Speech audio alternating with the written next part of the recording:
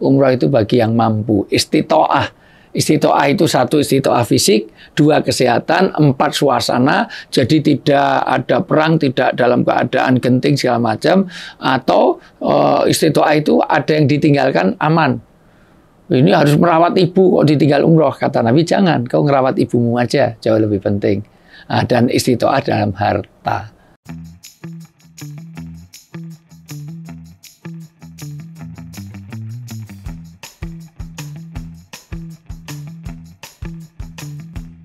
Oke, pertanyaan selanjutnya, Ustadz, ibu ingin saya memandu dan menemani haji beliau. Ya. Namun saya sudah haji.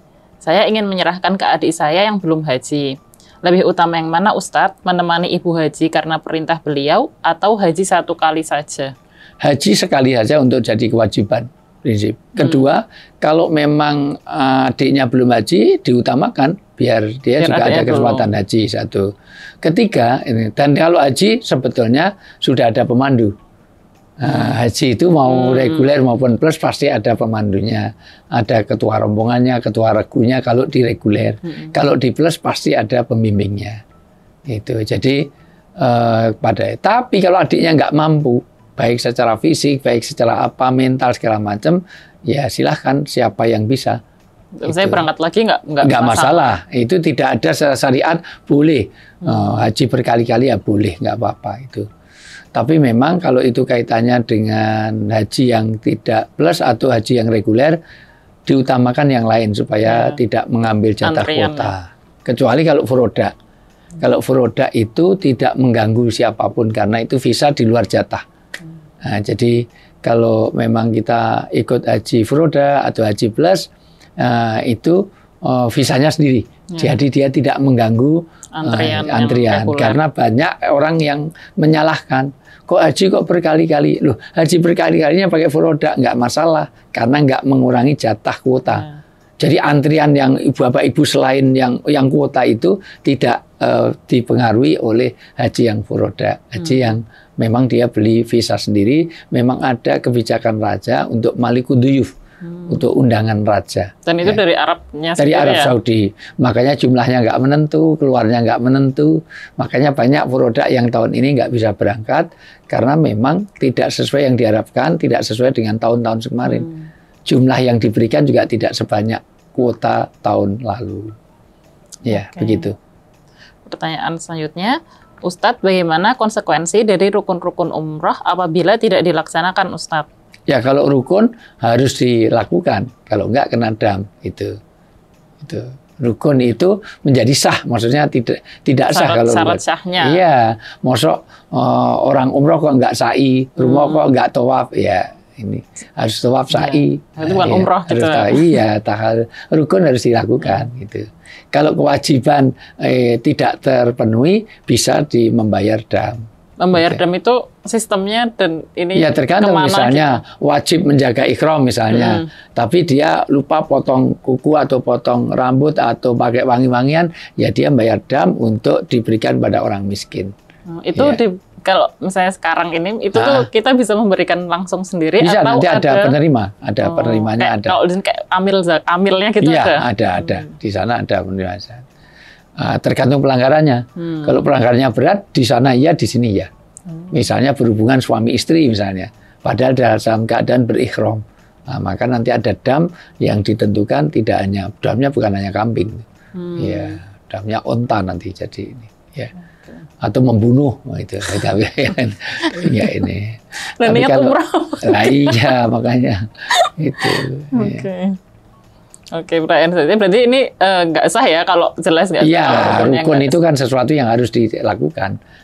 Rukunnya apa? Ya dia harus bermikot, dia harus pakai ikhram, dia harus tawaf, dia harus sa'i, dia harus takhalul. Kalau itu tidak dilakukan ya dia harus tidak sah lah. Rukun itu kan sesuatu yang harus dilakukan. Ya. Oke, pertanyaan selanjutnya. Assalamualaikum Ustadz. Waalaikumsalam. Apakah boleh umroh dengan dana melalui pinjaman bank? Pertanyaannya sederhana. Umroh dengan pinjaman itu boleh. Minjem untuk umroh itu boleh selama dalam kemampuan. Tapi kalau untuk makan saja masih utang nggak cukup untuk ke basic need, jangan berutang untuk umroh. Nggak bijak rasanya kalau kita untuk kebutuhan pokok aja kurang kok sampai untuk umroh. Umroh itu bagi yang mampu. Istitoah. Istitoah itu 1 istitoah fisik, 2 kesehatan, 4 suasana. Jadi tidak ada perang, tidak dalam keadaan genting segala macam. Atau istitoah itu ada yang ditinggalkan aman. Ini harus merawat ibu kok ditinggal umroh. Kata Nabi, jangan. Kau ngerawat ibumu aja, jauh lebih penting. Nah, dan istitoah dalam harta. Nah, jadi memang dia sudah cukup. Yang jadi masalah itu bank. Ya, bank konvensional itu mengandung riba, maka tinggalkan. Itu. Jadi, ya. Jadi tidak hanya untuk umroh. Untuk apapun, kalau itu memang itu pinjam-meminjam yang mengandung unsur riba di bank konvensional, ya itu. Ya, pinjam. Beda fatwa kalau untuk transaksional. Misalnya kita pakai bank konvensional tapi memang untuk kartu tol gitu. Karena memang kartu tol harus beli di itu semuanya. Nggak beda. Tapi kalau pinjam nanti ada afa-mudha'afanya, ada ribanya. Apalagi untuk umroh. Ya. Nah, itu apakah menjadikan umrohnya itu tidak sah atau gimana? Bisa dikatakan tidak sah, tetapi apa artinya kita mendapat pahala dari sesuatu yang ya. Jangan-jangan pahalanya belum tentu tapi dosanya iya. Itu. Kalau pahala itu harus ikhlas. Tapi kalau dosa kan enggak. Saya kemarin bunuh tapi enggak ikhlas loh. Enggak, tetap dihitung gitu. Tetap dicatat. Nah, itu saya itu mukuli kamu kemarin tawuran tapi sebetulnya saya itu enggak ikhlas dalam tawuran itu. Tapi kalau sholat, umrah harus ikhlas. Nah, jadi ada beda. Umroh, sholat, puasa harus ikhlas lillahi ta'ala. Nah, demikian juga jangan sampai kalau berbuat dosa itu ikhlas nggak ikhlas pasti dicatat. Tapi kalau berbuat baik itu nanti diterima dan ada sesuai dengan sunnah Rasul enggak. Jangan-jangan tawafnya dia ke kanan, ini malah ke kiri itu. Harusnya ke kiri malah ke kanan. Ada yang iya, ada yang mundur karena harusnya 7 kali, dia 8 kali, kelebihan 1. Ini kembaliannya, kelebihannya. Mundurnya apa? Ini kembalian. Kalau 7 dia sudah dihitung-hitung ternyata hitungannya keliru.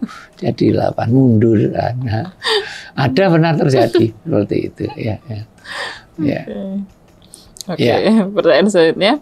Ustadz, saya baru saja melahirkan ketika waktu haji saya tiba. Suami meminta saya untuk mengurus anak terlebih dahulu dan menunda waktu haji. Apakah menunda haji karena anak itu diperbolehkan, Ustadz? Boleh. Mana yang harus diutamakan? Ya, tergantung kondisinya. Kalau anaknya memang aman, safe untuk ditinggal, nggak ada masalah. Titipkan pada mertua, silahkan. Itu namanya simbah, itu seksi tambah. Ya itu ya gitu. Ya. Ada yang ketawa soalnya kayaknya gitu. Iya, simbah itu. Kalau simbok itu seksi tombok. Nah, gitu. Yang suka nomboi itu simbah. Kan kadang-kadang nggak fair kan kalau kita itu pergi kemana-mana oleh-oleh untuk istri, tapi begitu repot anak titipkan simbah. Jadi simbah itu bagian seksi nambah itu semuanya. Jadi tapi kalau memang nggak memungkinkan, apalagi dia harus menyusui, harus perawatan khusus, ya jangan ditinggal. Karena di zaman Rasulullah sendiri ada orang yang harusnya haji tapi harus merawat ibunya. Kau lebih baik merawat ibumu daripada haji. Gitu. Nanti ada cerita panjang kapan-kapan kita, karena panjang sekali. Ada namanya Uwais Al-Qarni. Uwais Al-Qarni ini adalah orang yang disabdakan Rasulullah. Uwais Al-Qarni ini nanti kalau ke Mekah, sahabat dipesan, kamu minta doa kepada dia. Karena semua doanya dikabulkan. Siapa itu Uwais Al-Qarni? Uwais Al-Qarni ini adalah orang yang hidupnya di Oman. Sekarang di Oman. Jauh sana, di Al-Qarni, di satu tempat itu. Dan betul-betul dia menunda untuk haji karena memelihara, merawat ibunya. Itu ibunya. Dan ketika dia sakit, dia pun berdoa, ya Allah, jangan sembuhkan semua sakit saya, sisakan sakit saya supaya saya tetap bisa beribadah, berdoa terus kepada Engkau. Dan ini orang yang dekat dengan Allah. Dan betul Uwais Al-Qarni itu datang ke Mekah untuk haji itu setelah Rasulullah meninggal, di zaman Khalifah Umar lagi. Jadi setelah Abu Bakar Rasulullah meninggal. Maka ini salah satunya adalah orang yang sangat perhatian kepada orang tua. Nah ini kepada orang tua ada alasan. Gitu. Demikian juga kepada anak. Ya, itu. Ya dimusyawarahkan saja. Tapi kalau misalnya, ini mungkin kan aku sekalian tanya. Misalnya ini haji reguler. Terus misalnya udah tiba waktunya menunda itu nanti apakah terus jadi antrian? Nah itu nggak tahu regulasinya. Tapi kalau ada halangan, insya Allah nanti bisa kan digantikan yang lain, tapi nanti tukar bisa, gitu. Ya tukar porsi. Tapi Allah alam saya, ayah kan bukan KPIH, bukan ini.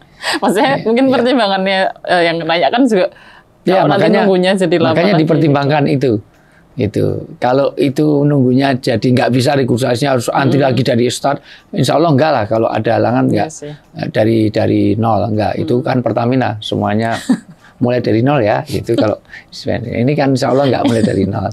Tapi kalau memang tadi save anak bisa ada, apalagi ada saudara, ada siapa yang bisa haji untuk 40 hari ditinggal, ya monggo saja.